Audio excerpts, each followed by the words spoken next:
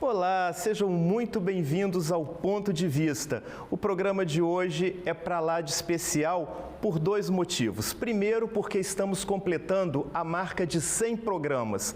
E segundo, porque o nosso convidado traduz, de certa forma, o espírito do Ponto de Vista, que é conversar, ouvir opiniões de personalidades que, além de fazerem a diferença em suas áreas de atuação, inspiram e têm compromisso com a ética, a cidadania e a democracia. E é com muita alegria que eu converso, marcando essas 100 edições do Ponto de Vista, com o Fabiano Contarato. Seja muito bem-vindo ao Ponto de Vista, Fabiano. Eu que agradeço, Thelmo. Para mim é uma honra estar aqui.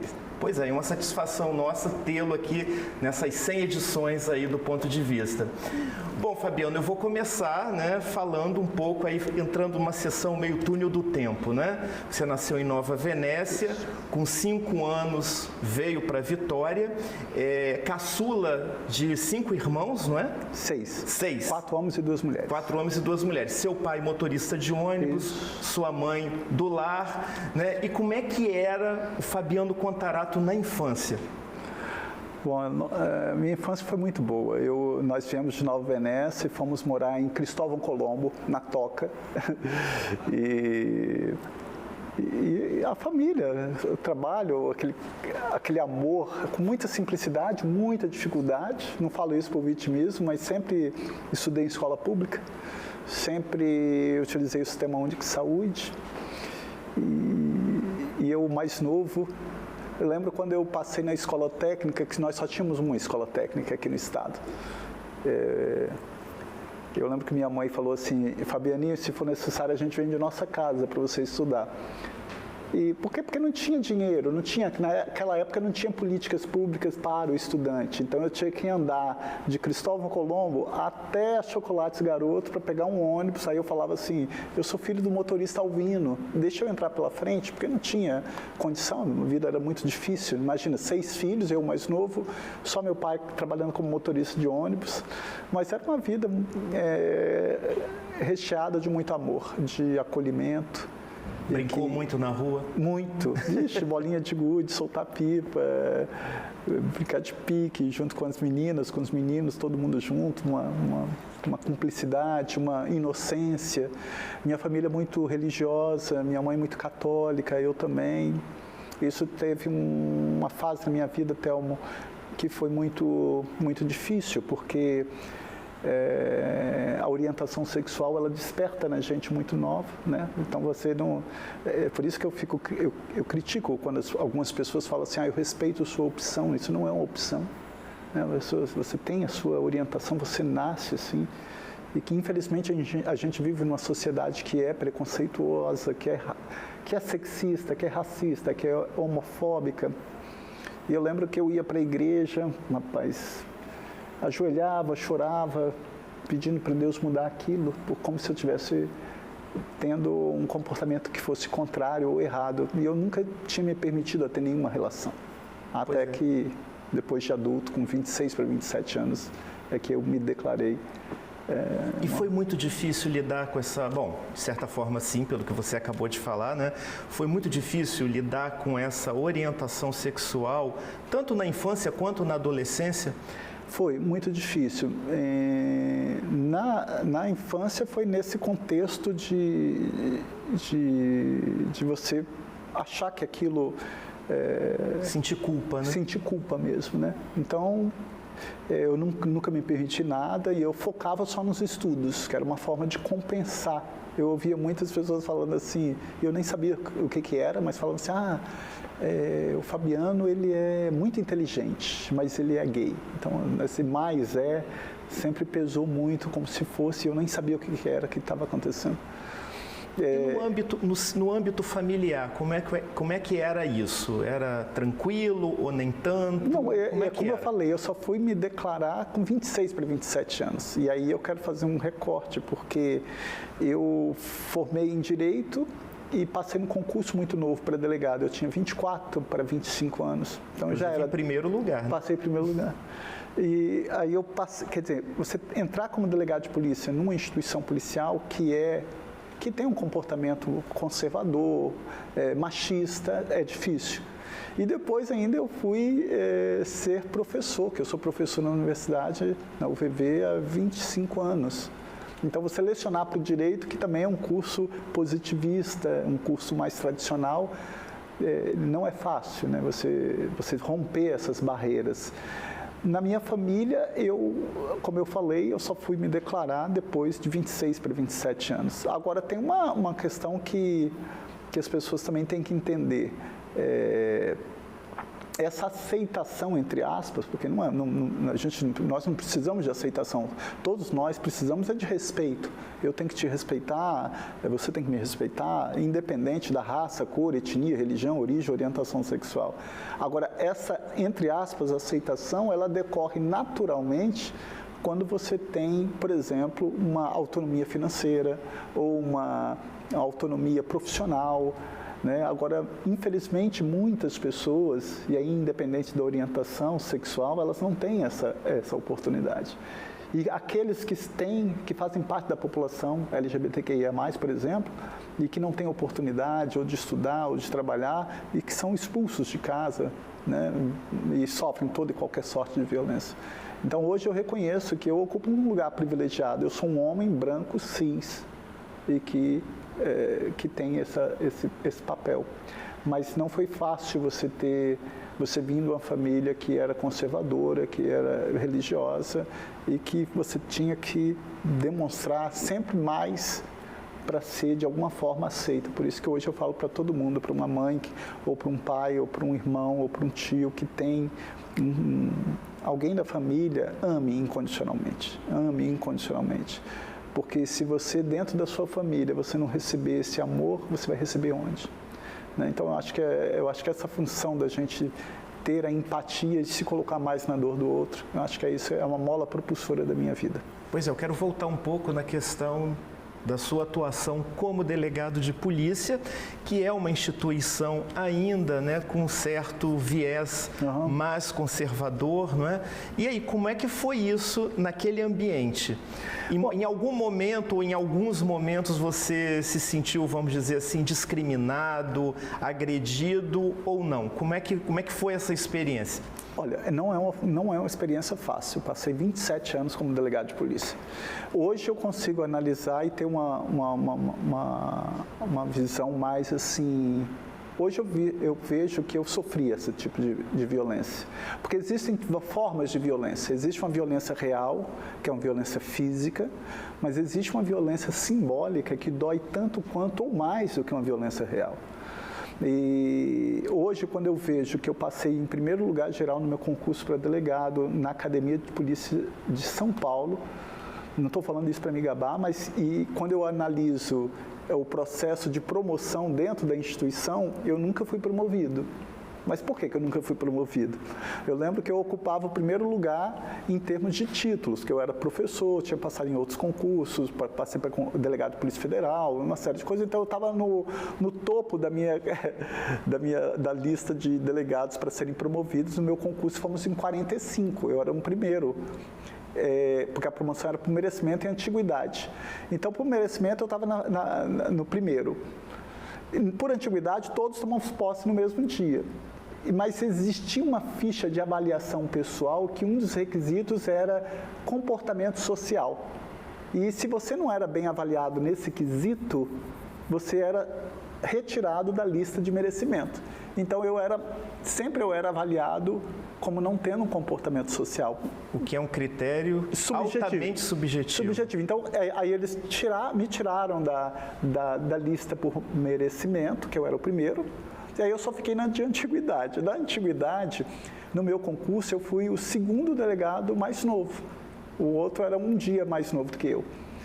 Então, o critério de desempate era a idade, e eu fui lá para baixo. Então, eu não era promovido nem por merecimento, nem por antiguidade. Na época, eu não tinha percepção disso. Hoje, eu vejo, olhando, eu falo assim, não, aquilo era um comportamento, de alguma forma, preconceituoso.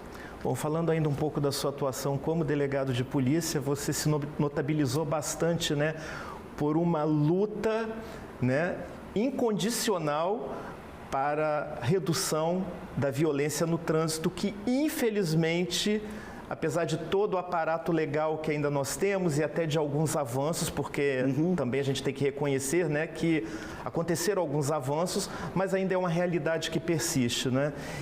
Você sempre teve essa percepção com relação ao problema ou isso foi despertado durante a sua atuação como policial?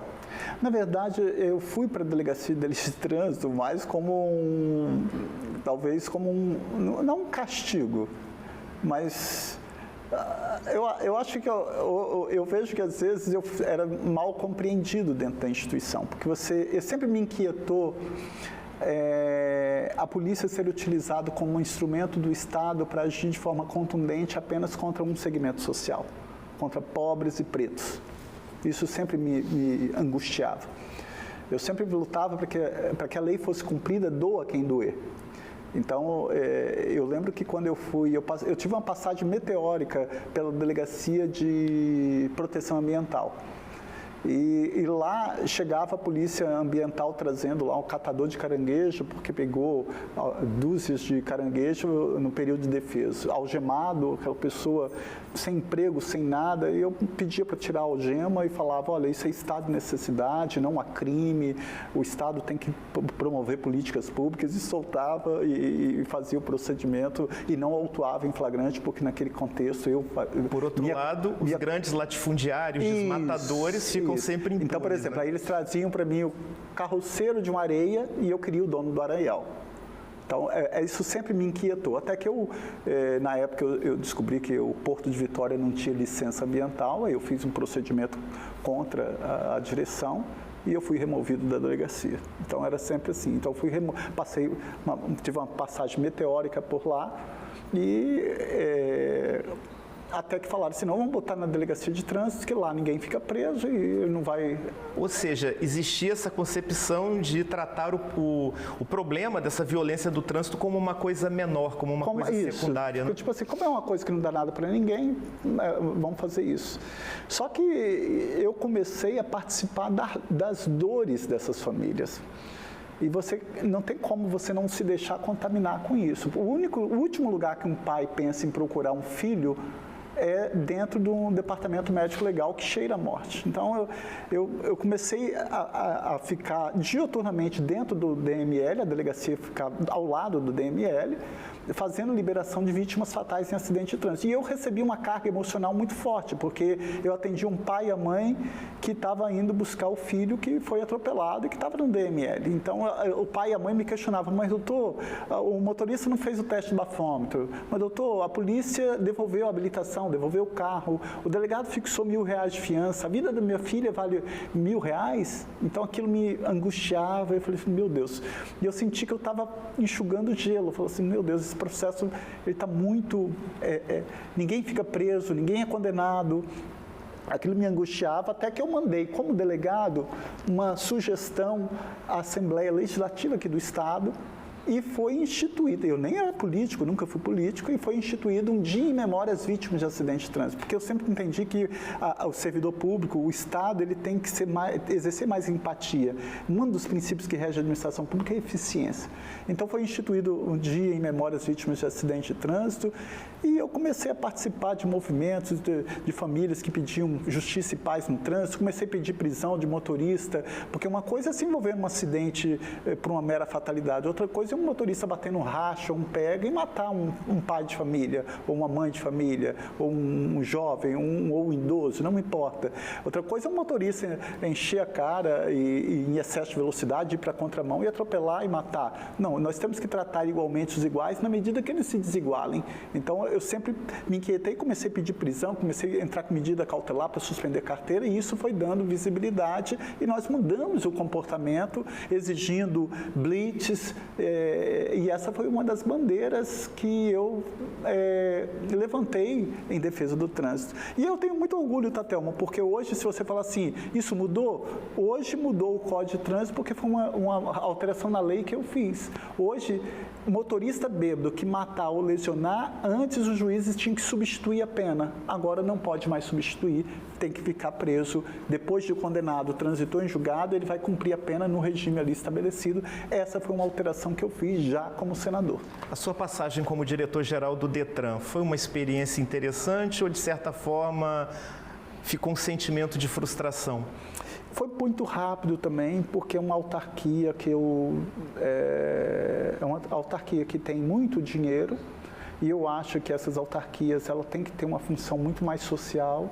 Eu queria implementar lá, por exemplo, grupo de atendimento psicológico para atender motorista infrator, um grupo de atendimento psicológico para atender as famílias que perderam alguém no trânsito, para você trabalhar o luto, um grupo de atendimento psicológico para atender as vítimas que sobreviveram, porque é diferente você trabalhar a autoestima de um jovem, de um homem que ficou paralítico e de uma moça que ficou, ou que perdeu um braço, ou que perdeu uma perna, ou que ficou com deformidade permanente.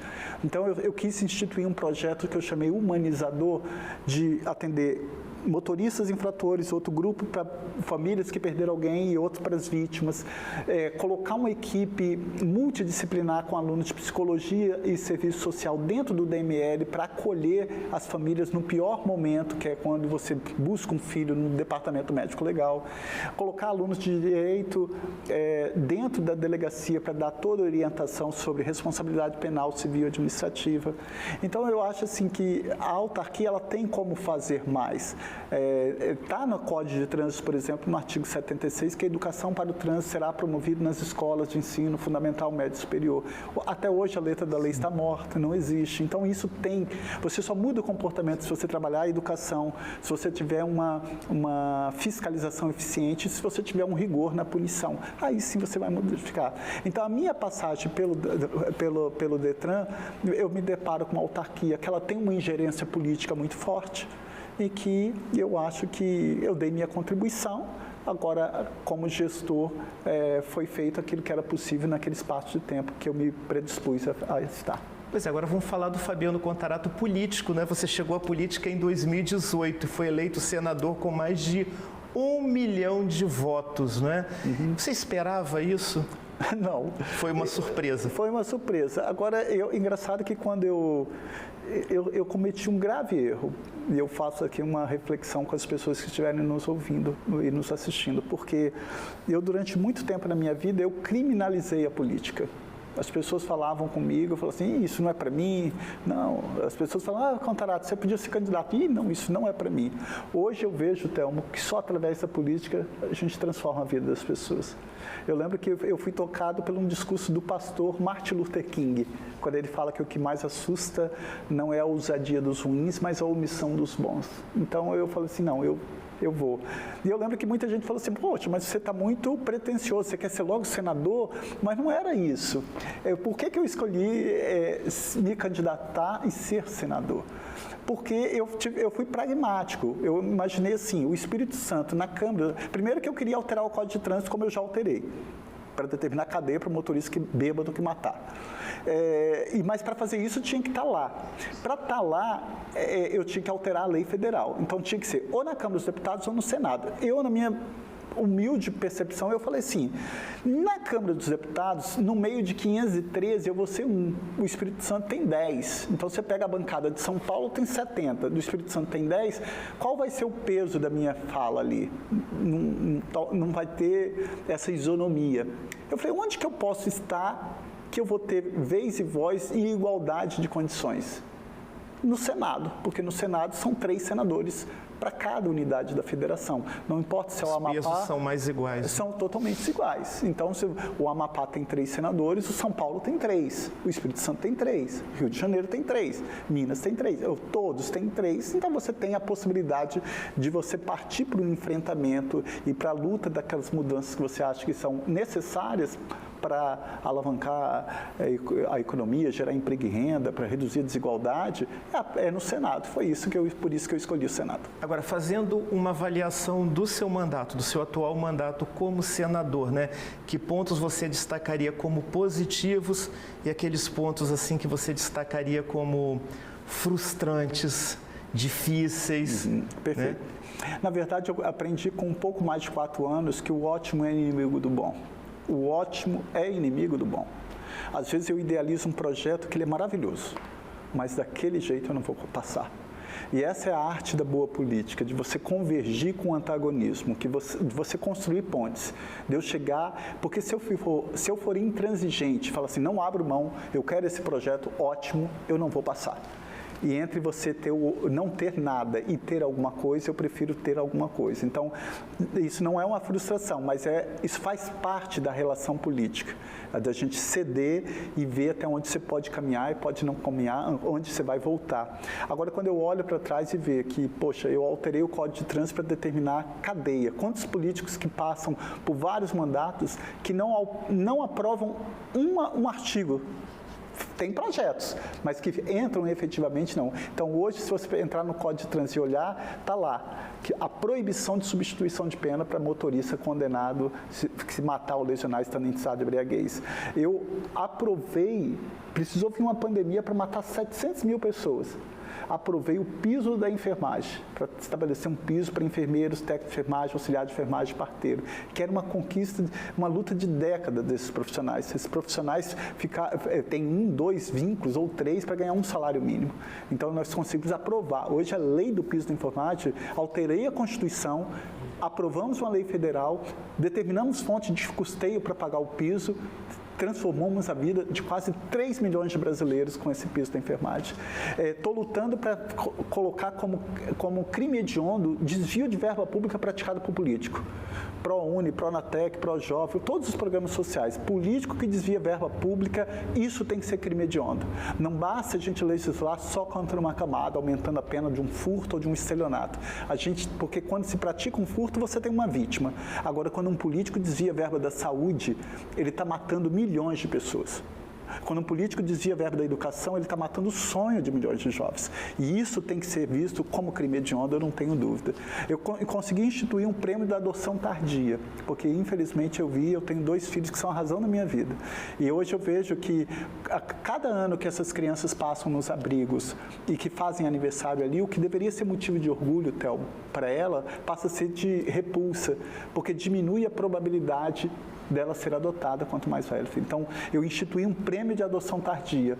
Eu consegui colocar para que todo o custo de vítimas de acidente de trânsito causado por motorista bêbado, quem tem que pagar essa conta é o motorista. Não é justo que o contribuinte pague essa conta. Então, quando eu vejo todas essas conquistas que nós fizemos e olho para trás, eu falo assim, olha, em tão pouco tempo, muita coisa está sendo boa, eu tenho orgulho e agradeço a população capixaba. E o que frustra? Eu acho que não é frustração, é você entender que esse momento, né? E tem uma frase de um filósofo chamado Victor Hugo que eu acho fantástica, que ele fala assim, não há nada mais poderoso do que uma ideia quando o seu tempo chega. Às vezes você tem a ideia, mas não é o tempo daquela ideia. E eu costumo brincar com essa frase com o piso da enfermagem. Eles ficaram com 40 anos lutando, mas precisou vir uma pandemia para falar, para mostrar para a gente, para nós políticos, o valor deles. Então, a ideia chegou no tempo certo. Eu acho que o que não é uma sensação de frustração, mas essa coisa de que o ótimo é inimigo do bom e que você tem que fazer as concessões. Agora, Fabiano, vamos falar agora do Fabiano pai, do Gabriel, da Mariana, né? Isso. Pai, e casado, né? Com o Rodrigo. Com o Rodrigo, né? Isso. Como é que é isso? Como é que o Fabiano consegue conciliar aí? Porque a política exige demais. Isso. Né? Exige uma dedicação muito grande, né? E o fato de ser pai de 2 Isso. também, né? E ainda ter um casamento para administrar. Como é que você se organiza para isso? Eu costumo falar que quando eu era solteiro, meu apartamento todo arrumadinho, bonitinho, você pensa que é feliz. Com todo respeito, não estou julgando ninguém. Mas depois que eu me tornei pai, acho que apenas depois que eu me tornei pai, eu descobri o que é ser feliz. porque Gabriel e Mariana são a razão da minha vida. Eu me tornei pai, eu fui pai já com uma certa idade, né, com 52 anos. Gabriel nasceu nas nossas vidas, ele tinha 2 anos e 8 meses. Mariana chegou na pandemia com 1 ano e 10 meses. Gabriel hoje tem 9, Mariana tem 4. E Rodrigo tem uma paciência, um carinho. A gente tenta equacionar, e eu acho, é a coisa também da qualidade, não da quantidade do tempo. Mas eu acho que quando eu estou aqui, se eu tenho essa entrega total e se eu vivo com eles, de fazer coisas que eu não abro mão, como buscar Mariana na escola, o Gabriel, de levar Gabriel na escolinha do futebol, ou de brincar com eles, eu acho que você fazer do pouco tempo que você tem, um tempo de qualidade. E eu acho que é essa... Porque se eu for falar assim, meu Deus, eu estou ficando mais tempo fora do que com eles, eu vou ficar muito... Isso não vai ser positivo para mim nem para eles. Eu prefiro saber que eles hoje têm esse atendimento, esse acolhimento. Eu, hoje, com o sistema tecnológico, a gente faz ligação, FaceTime a todo momento, está junto. E o tempo que eu estou aqui, eu estou com ele, com essa dedicação. Mas os meus filhos, ele tem um poema de um poeta inglês em que ele fala assim, ele era meu norte, meu sul, meu leste, meu oeste, minha semana de trabalho, meu domingo de descanso, meu meio-dia, minha meia-noite, minha conversa, minha canção. Isso são meus filhos. Meus filhos são tudo isso para mim, eles são a razão da minha vida, eles são a mola propulsora para eu estar na política. Fabiano, olha, muito obrigado pela sua entrevista, foi um prazer conversar com você, ouvir esses depoimentos aí que são inspiradores, né? E a gente espera, né, que esse atual momento que nós estamos vivendo de muita convulsão social, de muita intolerância, não é? Isso seja superado. E a gente só vai superar isso com um pouco mais de respeito à diversidade, seja ela por raça, por orientação sexual, por credo, né? E também por convicção política também, não é? Ou seja, quando a gente tiver essa sociedade que aceite o outro, né? Perfeito. E respeite o direito do outro, e você, de uma certa forma, representa esse desejo. Então, foi um prazer muito grande ter você aqui nessas 100 edições do Ponto de Vista. Muito obrigado. Eu que agradeço, quero mais uma vez parabenizar o programa por esse número de 100 programas nisso. E falar que o amor, eu acho que ele é transformador, eu acho que a gente tem que utilizar muito mais, não é o ódio, não é fake news, é o amor, ter empatia de se colocar na dor do outro, saber que tudo isso é passageiro, mas o que a gente pode fazer para construir uma sociedade mais justa, mais fraterna, mais igualitária, mais inclusiva, mais plural. Quero agradecer à população capixaba, pedir me colocar sempre à disposição e falar que o mandato está à disposição de todos vocês, e eu tenho muito orgulho de estar representando o Estado do Espírito Santo. Muito obrigado, e eu agradeço também a sua audiência, a sua companhia. Lembrando que na semana que vem estaremos de volta em mais um Ponto de Vista. Até lá!